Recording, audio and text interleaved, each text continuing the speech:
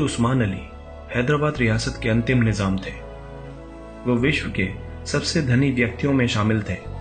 उस समय उनकी कुल संपत्ति अमेरिका की कुल अर्थव्यवस्था का 2% थी।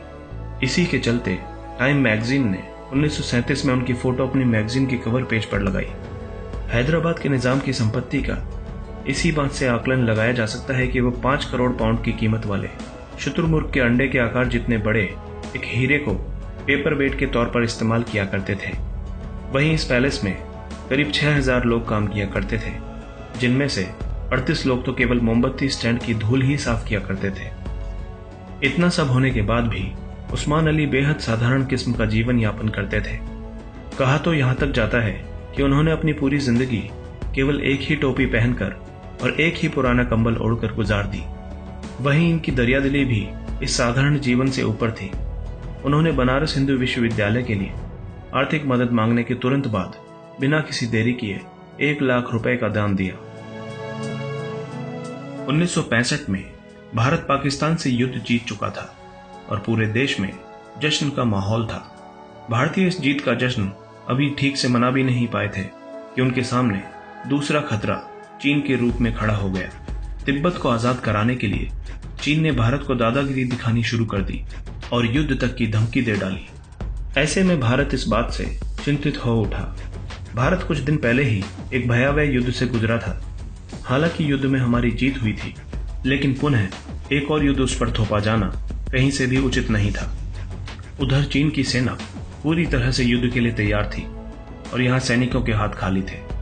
वहीं देश विभाजन का दर्द झेल रहा था और पाकिस्तान से युद्ध के चलते भारत सरकार के पास धन की कमी भी थी। ऐसे में तत्कालीन प्रधानमंत्री लाल बहादुर शास्त्री ने सेना की मदद के लिए भारतीय रक्षा कोष की स्थापना की। शास्त्री जी ने लोगों से सेना के लिए दान करने की अपील की। इस अपील ने लोगों को देश भावना से ओत-प्रोत कर दिया और वो देश सेवा के लिए टूट पड़े। आम नागरिक जितना भी हो सकता था उसे दान करने में जुट गए। जिसके पास पैसा नहीं था वो कपड़े और भोजन दान कर रहा था।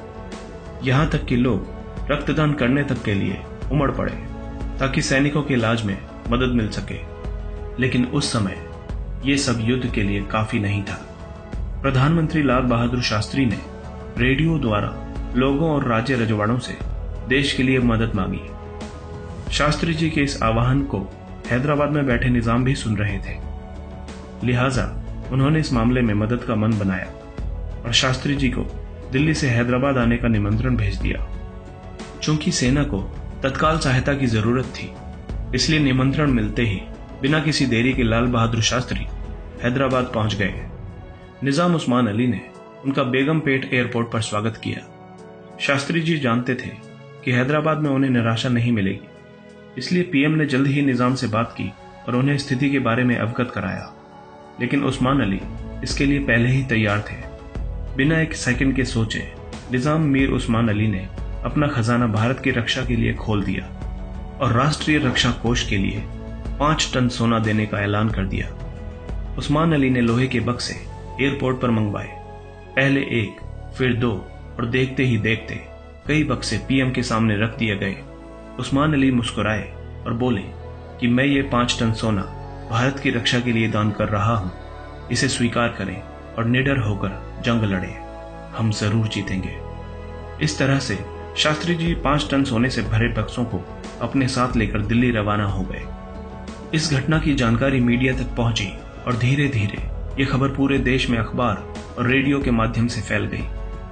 हर किसी ने मीर उस्मान अली की दरियादिली की तारीफ की।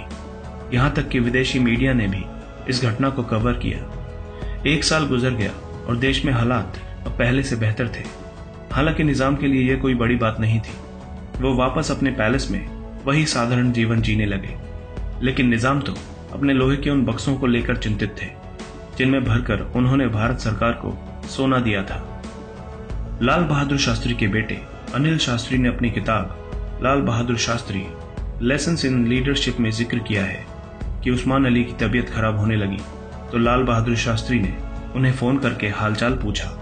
इतने में निजाम ने अपने बक्सों की बात छेड़ दी और बोले कि शास्त्री जी, मैंने आपको जिन बक्सों में सोना दिया था वो मेरे पुरखों की निशानी है। यदि आपने सोना खाली कर लिया हो तो वो बक्से मुझे लौटा दीजिए। ये सुनकर शास्त्री जी हंस पड़े और बोले, मैं उन्हें आप तक जरूर पहुंचा दूंगा। इसके बाद भारत सरकार ने विधिवत तरीके से उनके पुश्तैनी लोहे के बक्से लौटा दिए।